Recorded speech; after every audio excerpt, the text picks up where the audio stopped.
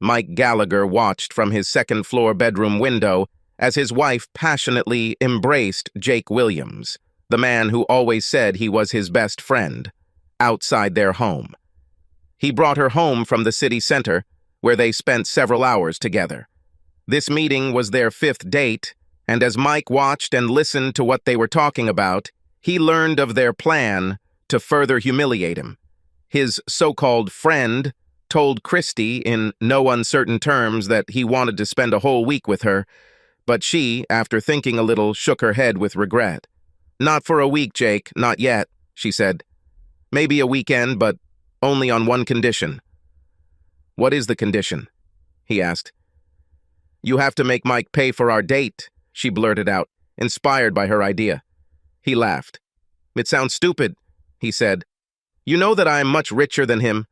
I will easily pay any expenses." No, she interrupted.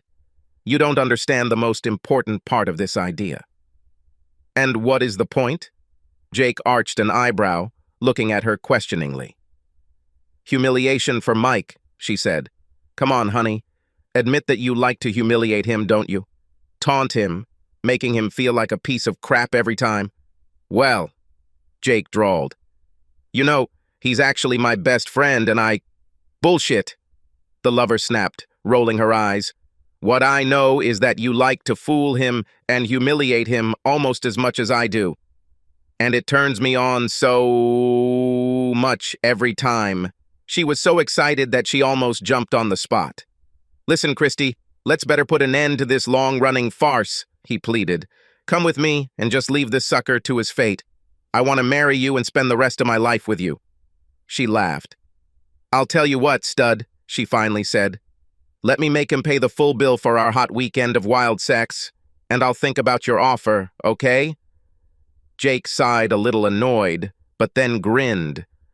"Oh, I'm sure this weekend will definitely be very naughty," he whispered in her ear, hugging her and preparing to return to his car. "I'll talk to you soon, but don't make me wait too long. About—" She watched Jake leave and even waved after him as he drove away, then turned to the home she shared with her husband, Mike. Upon entering, she immediately began to undress as she walked up the stairs. When Christy entered the bedroom, she made eye contact with Mike, who was sitting on the bed. Throwing her blouse onto the floor, she grinned and looked straight at him as she unbuttoned her skirt, letting it fall to her feet. Now she was completely naked, because this married woman always went on dates with Jake without wearing underwear. Christy went into the bathroom and began to examine herself in the mirror, leaving the door open. "You probably heard what we were talking about?" she asked casually, watching his reaction through the mirror out of the corner of her eye. "I'm leaving you for Jake. We're going to have a dirty weekend together, and you're going to pay all our expenses. Soon I will leave you for good to marry him."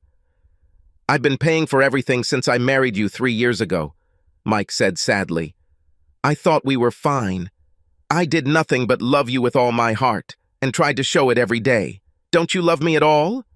Christy just snorted contemptuously. "How could I even continue to love you?"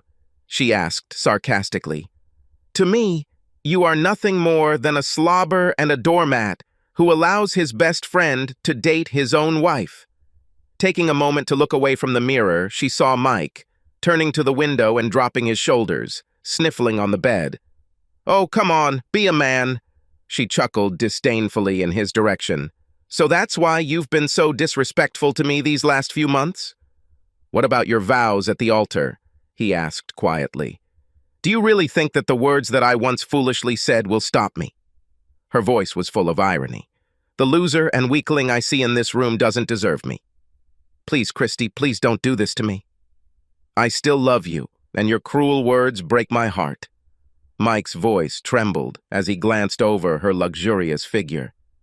Even years later, he continued to look at her with loving eyes, just like on that wedding day when, incredibly happy, he held her hands and put the ring on her finger. Christy noticed that he was looking at her naked body with lust in his eyes. Snorting, she shook her head. "Don't even think about it, slug," she said. "I will never let you touch me again. When I want, I'll call a real man to come and satisfy me properly. What about you? Well, hubby, she grinned sarcastically. So be it. I'll let you sit in the chair in the corner and watch me have fun in front of your eyes.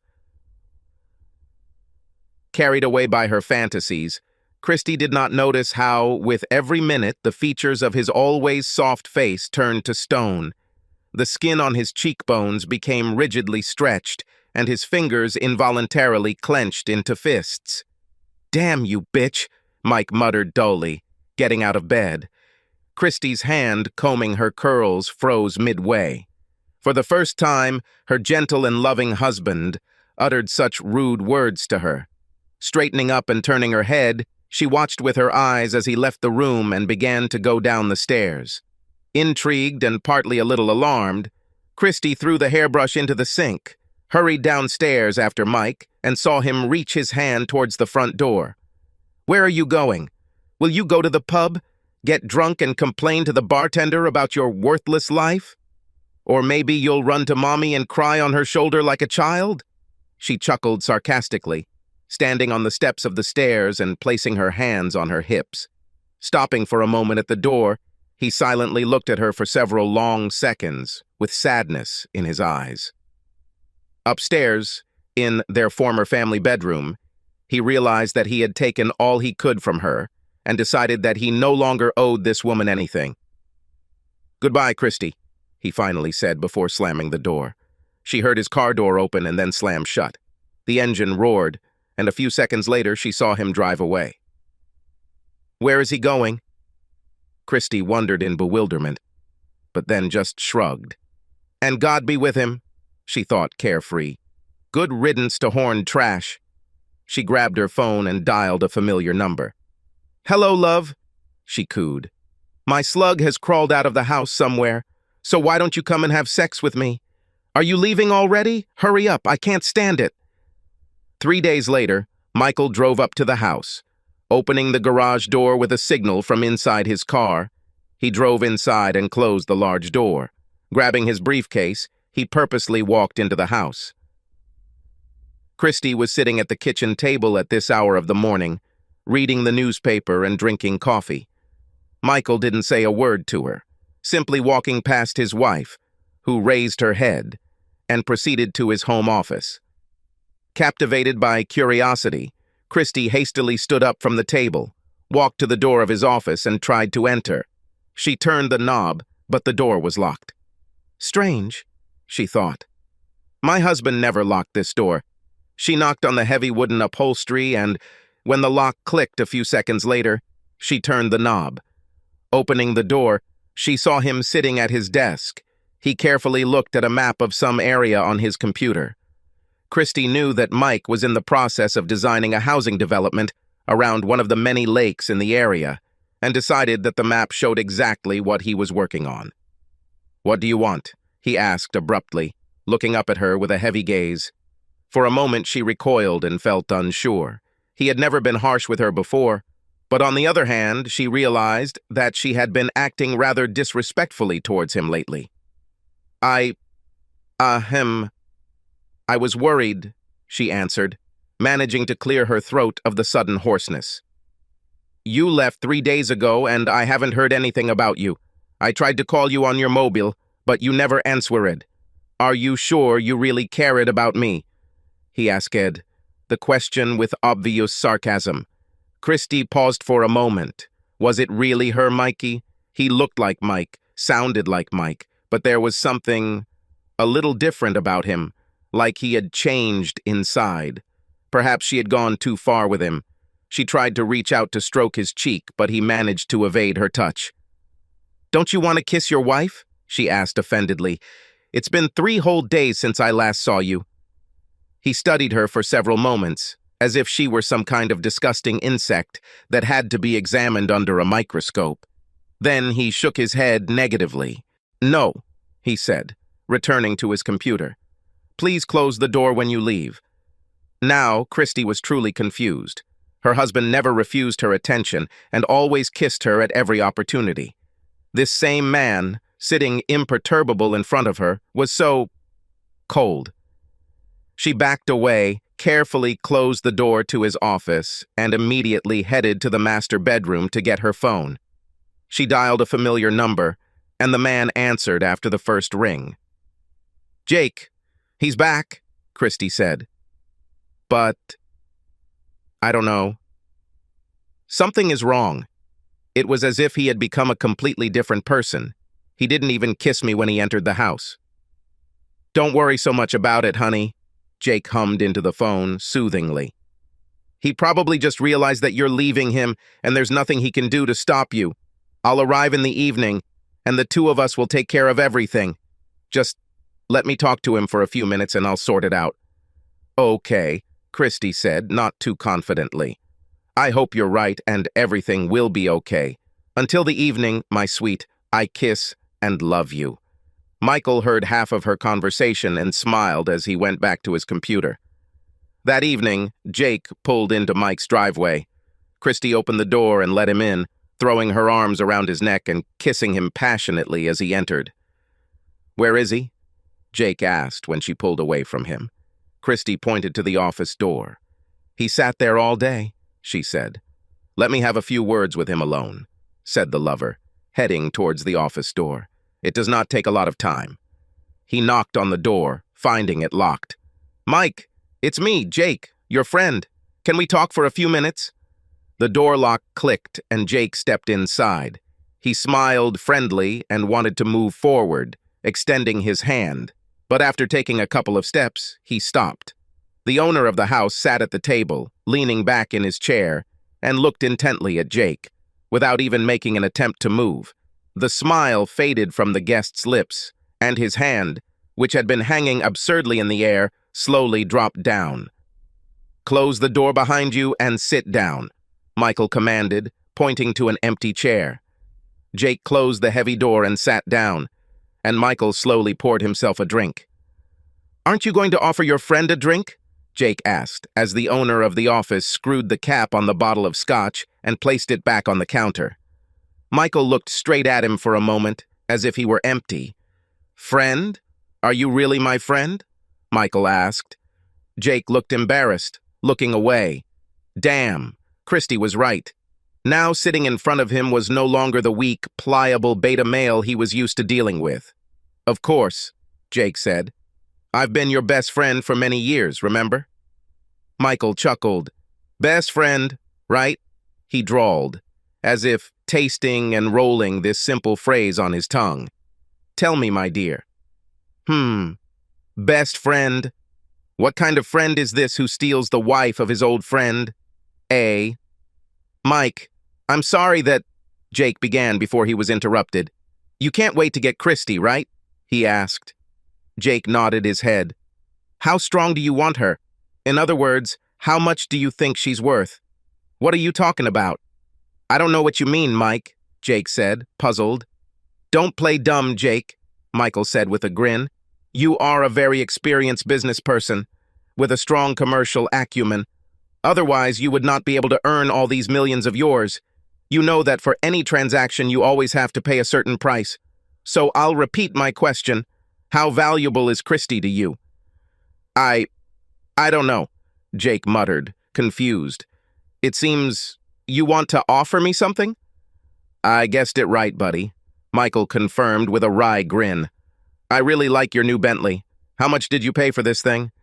"I paid more than $500,000 for it. It was made to special order," Jake answered with a poorly concealed tinge of boasting. "As I understand it, the entire amount for the car has already been paid, right?" Michael asked. "Of course, he's all mine," Jake said. "Well, that would be a good way to start our deal." Michael smiled and twirled the glass in his fingers, examining the shimmering liquid in the light. "Your health," he saluted Jake, raising his glass and taking a sip. "Wait, what?" Jake drawled, as if he couldn't believe his ears. "Do you want me to give up my Bentley in exchange for Christy?" Michael smiled thinly. "Along with 25% of your net worth," he added casually. Jake's eyes suddenly became square. This is more than $50 million, Jake exclaimed breathlessly. "You must be joking? Or just crazy?"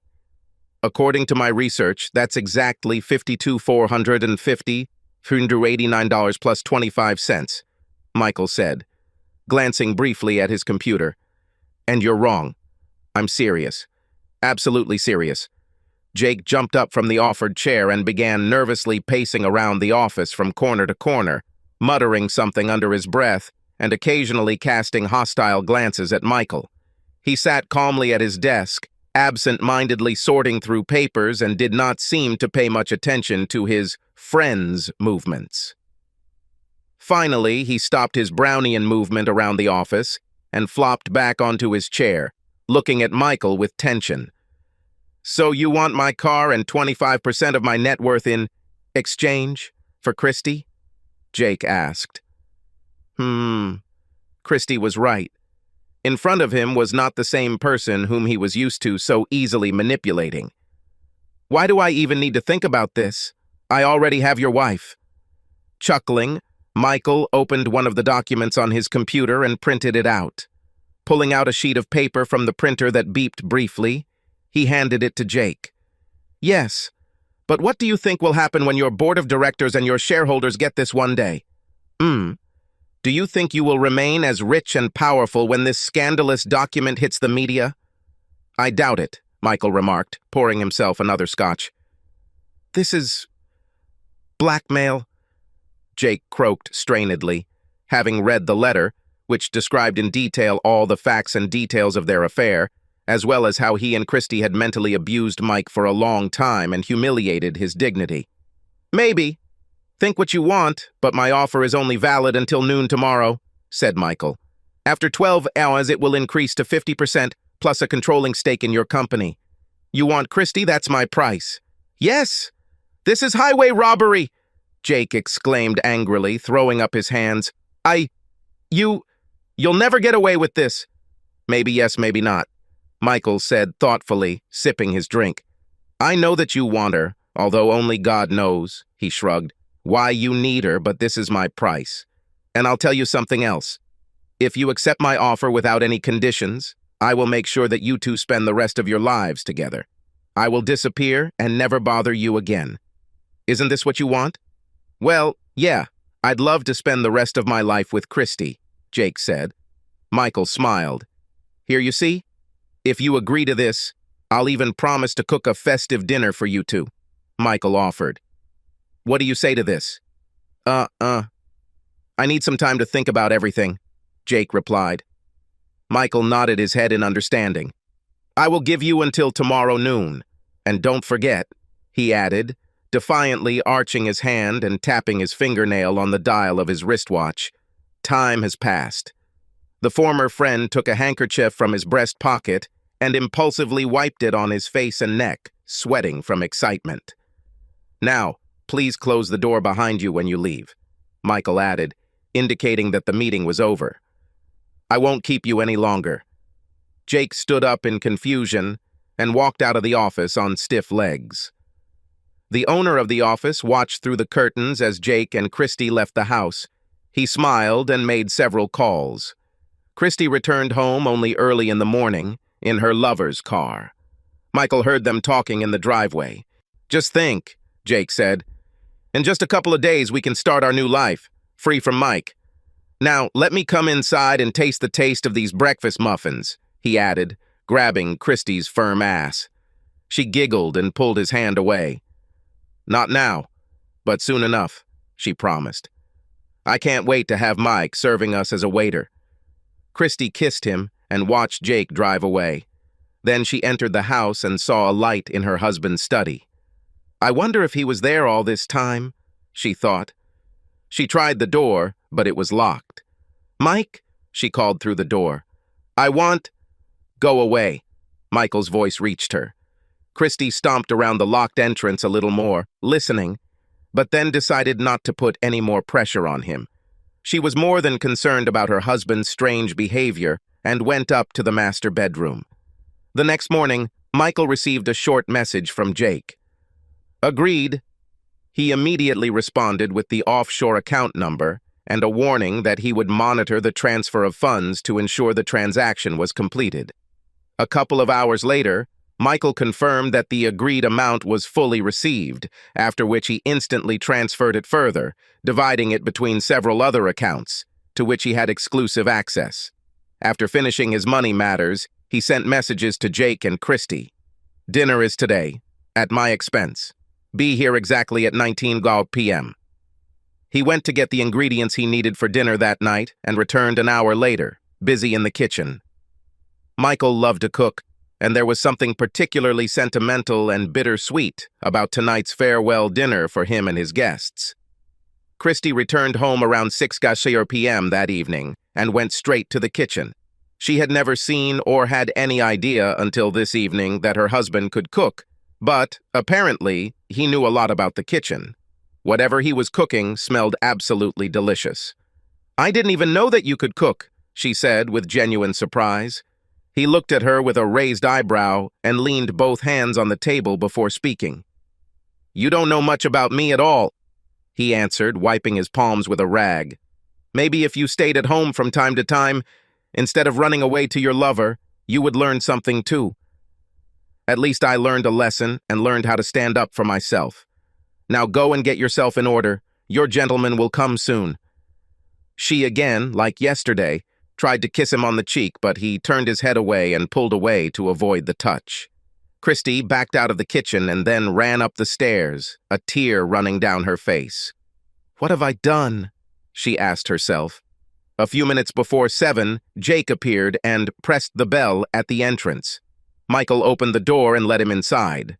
Without delaying matters, Jake at the threshold took out the signed documents from the folder he had brought with him and handed him a bunch of keys to the Bentley. "Business comes first, right?" Michael grinned. "As I promised," Jake answered and coughed. "Damn, my mouth is dry from all these events. Can I have something to drink? Thank you for keeping your promise. I'll treat you and Christy to some great champagne soon so you can really celebrate," Michael said, pocketing the keys. He was looking forward to driving the new Bentley. Christy soon made her way downstairs, radiant and looking absolutely stunning in a backless short black dress that left little to the imagination. Michael noticed that she had taken off her rings. She walked over to the dining table and Michael thoughtfully pulled out a chair for her. She smiled at him as she sat down, but he did not return her smile. Jake sat down too, smiling wider than a Cheshire cat.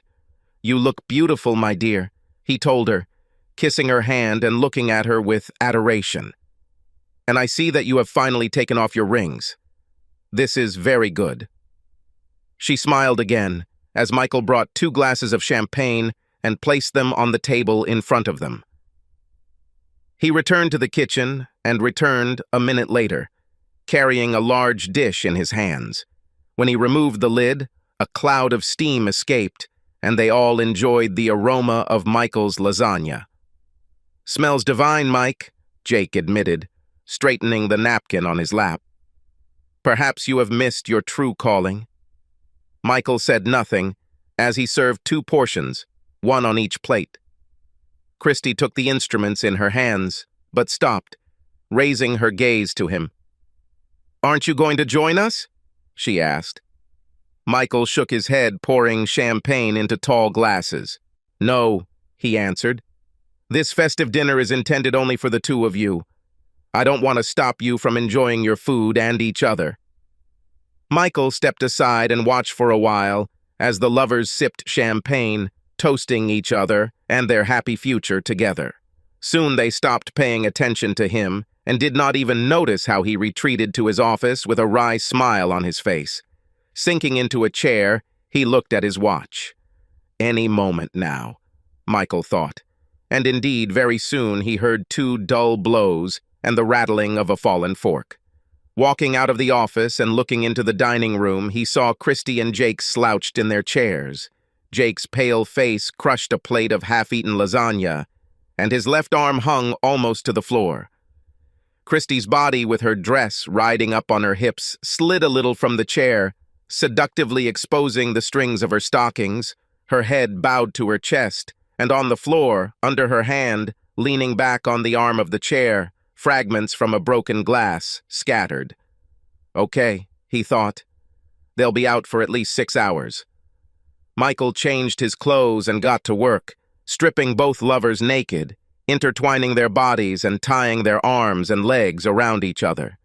Grabbing a wheeled cart from the garage, he took the two outside, after wrapping their unconscious bodies in heavy chains, to which weights were attached for security. Michael placed ball gags in their mouths in case they woke up before he reached his destination. It wasn't easy, but he still managed to fit them both into a large canvas bag that he had bought especially for this occasion. Using a dolly and a portable lift, Michael transferred the bag of lovers into the trunk of the Bentley, then closed and locked the lid. Under the numerous stars pouring out in the quickly darkening sky, he got into the car and headed out of the city. Reaching his destination a few hours later, he heard scuffling and muffled grunting before he loosened and pulled back the neck of the moving bag. Two completely stunned heads poked out from there, looking around in complete panic in the darkness that thickened around them. Michael leaned over them, carrying a small pocket stun gun. "If you promise to remain silent, I will remove the gags and answer any questions you may have," he said. "But if you scream, I guarantee you won't like my reprimand," he added, showing off the stun gun in his hand. They nodded their heads almost in unison, and Michael released them from their gags. "Where are we?" Christy asked in horror. "Who are you? What is going on?" There were clearly panicked notes in her breaking voice. "Yes," Jake said. "What the hell is going on here?" "According to my GPS, we are at the very place where your husband committed suicide," Michael said to his unfaithful wife. "What? Mike, did you commit suicide?" Christy screamed, her eyes widening. "Like this? What are you talking about?" "Yes, he told me all about how you mean to him the last couple of years, depriving him of sex, cuckolding him, humiliating him, and much more," Michael said. "Oh, I'm sorry, I forgot about good manners. You probably think I'm Mike. Actually, I'm his twin brother Michael. He and I not only share DNA, but we also happen to have the same name and the same middle initial." Jake and Christy stared at him in shock, like a pair of deer caught in the headlights on the road. "I warned him about you, Christy, but he lost his head with love and didn't want to listen to me. You have no idea."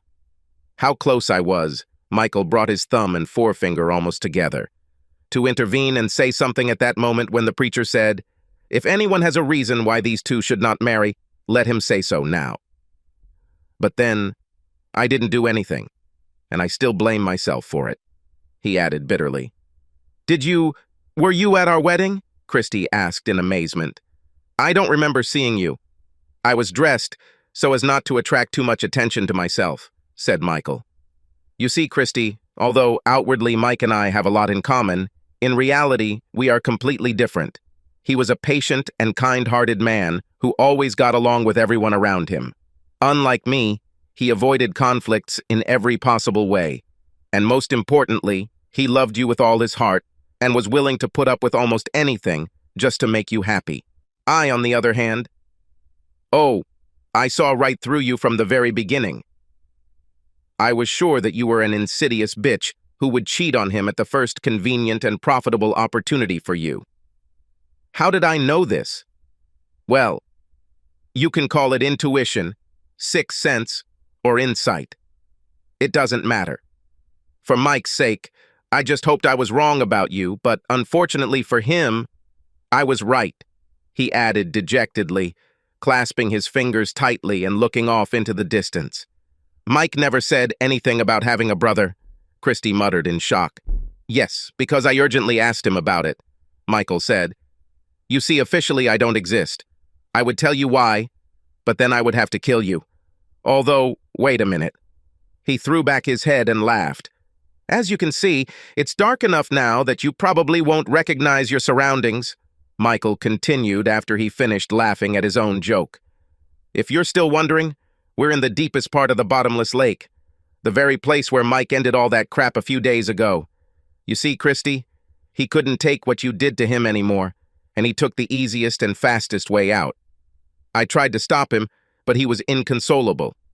Tears streamed down Christy's face. "Mike, did he commit suicide?"